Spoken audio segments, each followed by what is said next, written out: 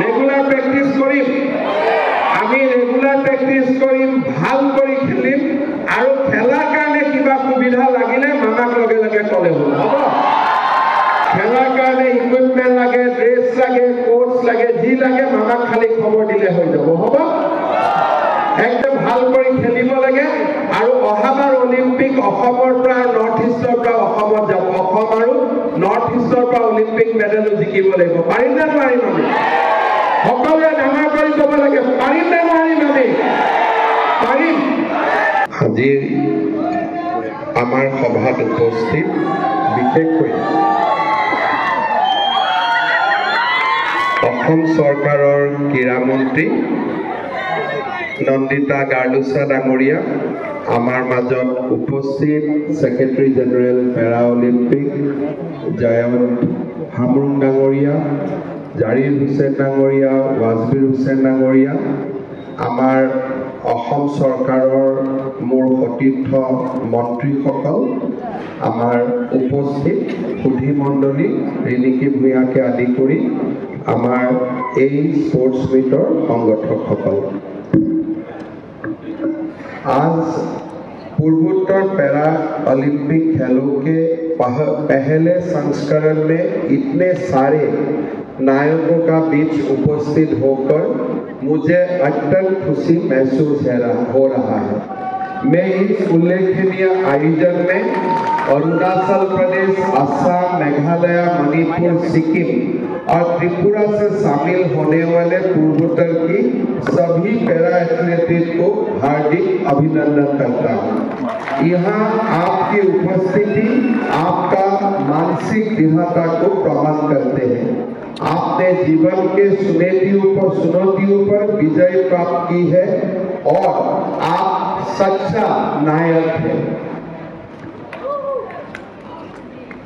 हमारे ये जो पूरा पैरा ओलंपिक का स्टोरी है मैं थोड़ा सा आप लोगों को बताना चाहूंगा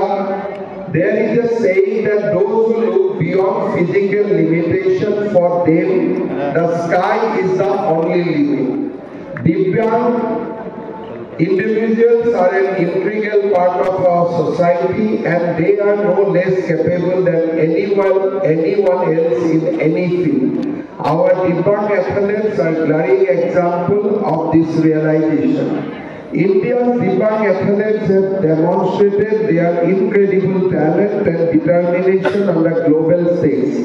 At the 2024 Paris Paralympics, India achieved a historic milestone by winning 29 medals, including 7 gold, 9 silver and 13 bronze. हमारे जो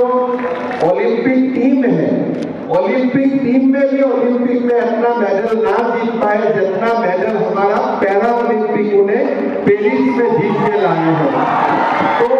हमारे जो देश का गौरव है हमारा जो देश का शोभा है ये दोनों को ही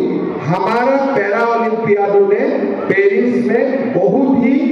उन्होंने देश के लिए बहुत ही गौरव लेके आने में कामयाब हुए हैं हमारे टोक्यो में भी 2020 में हम 19 मेडल मिले थे लेकिन 2024 में हम 29 मेडल जीतने में कामयाब हुआ 10 मेडल में इजाफा हुआ India's Paralympic journey began with para swimmer Molika Petkar, the nation's first Paralympic medalist. This journey has since been carried forward by many legends that India has produced. These Paralympians are not just athletes, they are symbols of hope and resilience for millions of physically challenged individuals worldwide. Their achievements highlight the extraordinary power of mental strength and willpower in overcoming physical barriers. Their incredible accomplishments speak volumes about their abilities, redefining perception and inspiring generation. हमारे प्रधानमंत्री जी का हमेशा मन में होते हैं कि हम समाज में जो दिव्यांग बेटा बेटी हुए बच्चा है उनके लिए ज्यादा से ज्यादा हम काम करें इसीलिए प्रधानमंत्री जी ने हमारे दिव्यांग व्यक्तियों का अधिकार अधिनियम में भी बदलाव किया और उन्होंने हमेशा दिव्यांग व्यक्तियों को आगे रखने के लिए हमेशा कोशिश करता है और उनका कारण ही हमें एक दिव्यांग हमारे बेटा बेटियों के लिए एक अच्छा इंफ्रास्ट्रक्चर मिलने में हमें कामयाब हुआ। आसाम सरकार ने हमारे पहले जो स्टेट पॉलिसी थे ये हमारे नॉर्मल बच्चों के लिए हमें पहले स्पोर्ट्स पॉलिसी बनाया था, लेकिन अभी हमारा जो पॉलिसी है इस पॉलिसी को हमने दिव्यांग सारे प्लेयर्स को भी इंक्लूड किया है और उसका कारण इस बार हमें 2023 में हमारे अनवर सिंह को असम सरकार ने अपना अचीवमेंट के लिए 20 लाख रुपया से सम्मानित किया, साजिदा बेगम को 3 लाख रुपया से सम्मानित किया, अबाबिल अली को 5 लाख रुपया से और सौरभ ठाकुर को भी 5 लाख रुपया से हमने सम्मानित किया है। हमारे 24 national para Olympic swimming competition हुए थे गोवा में, उसमें भी जो हमारे बेटा बेटियों ने मेडल लेके आए हैं मैं सबको बहुत बहुत धन्यवाद देता हूँ। हमार पैरा ओलंपिकत जिसकले गोवा जिकी आहिसे तेलुकको मैं बहुत बहुत धन्यवाद और अभिनंदन जनाइছো। आमार 2-3टा कथारे मैं सामৰণি मारिम। आमार पैरा ओलंपिकत आरो बहुतखिनि आमी करिब पारो। অসমত যেনেকে অসমৰ পৰা অলিম্পিকত লভলীনা বৰগোহাঁই যাব পাৰিলে তেনেকে আমাৰ পেৰা অলিম্পিয়াড সকলৰ মাজতো বহুত কেপাসিটি আছে। আমি নেক্সট অলিম্পিকৰ কাৰণে অসমৰ পৰা আমি ডেফিনেটলি ৰিপ্ৰেজেন্ট কৰিব পাৰিম যদি আমি ভাল ধৰণে চেষ্টা কৰি থাকো। আজি উদয়াচলে আমাৰ যি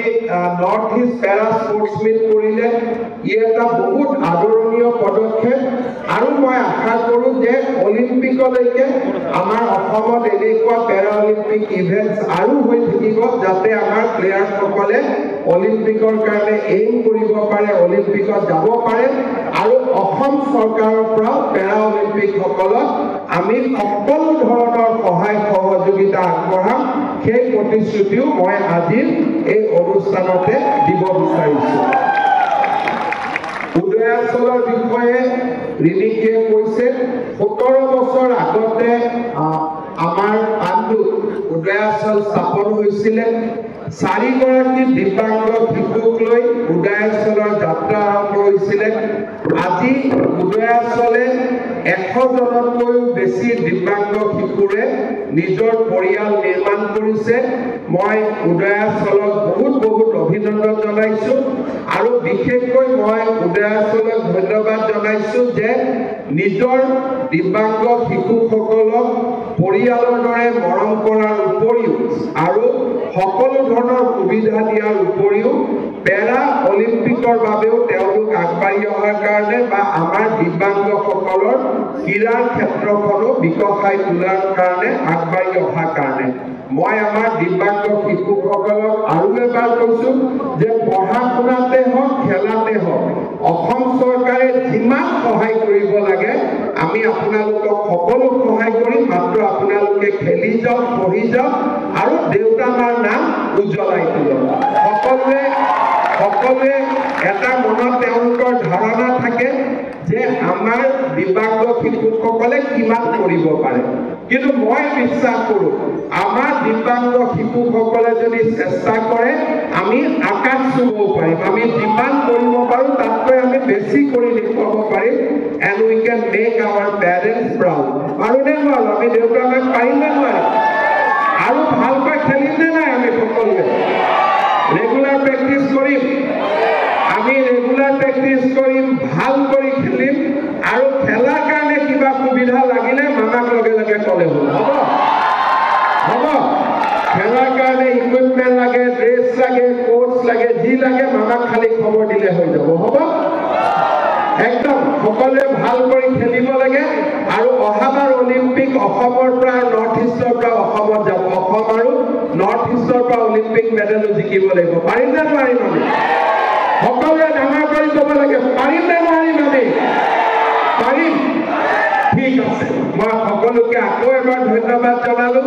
উদয়াচলক ধন্যবাদ জনালো কিন্তু এটা কথা নকলে ৰখি যাব আজি আমাৰ ইমান ধুনীয়া খেল হ'ল ইমান ধুনীয়া স্পৰ্টছ মিট হ'ল আমাৰ ল'ৰা ছোৱালীবিলাকে ইমান ধুনীয়া খেলিলে কিন্তু ল'ৰা ছোৱালীবিলাকক খেলুৱৈ বনাবৰ কাৰণে কোনে অনুপ্ৰেৰণা যোগালে কষ্ট কোনে কৰি আছে আমাৰ কাৰণে আটাইতকৈ কষ্ট কোনে কৰি আছে আমাৰ দেউতা মাই কৰি আছে হয়নে নহয় সেইকাৰণে আজি সকলোৰে দেউতা মাকলৈও মই মোৰ ফালৰ পৰা আৰু চৰকাৰৰ ফালৰ পৰা বহুত বহুত শ্ৰদ্ধা আৰু সেৱা জনাইছো বহুত বহুত ধন্যবাদ জয় হিন্দ বন্দে মাতৰম